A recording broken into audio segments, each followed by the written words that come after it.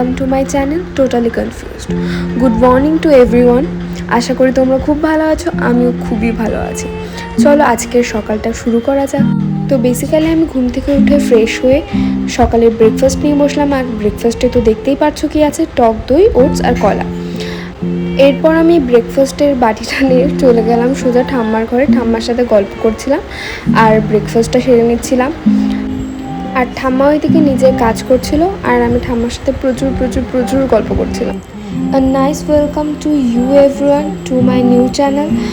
আশা করি তোমাদের ব্লগগুলো ভালো লাগবে। এটা আমার ফার্স্ট ব্লগ। লেটস সি, দেখা যাক তোমাদের কেমন লাগে। আর দেখো ঠাম্মা এদিকে তাল বানাচ্ছিল, মানে তাল কাটছিল, তাল চাল দিয়ে তাল ক্ষীর বানাবে বলে। তো আমি সেটাই দেখছিলাম।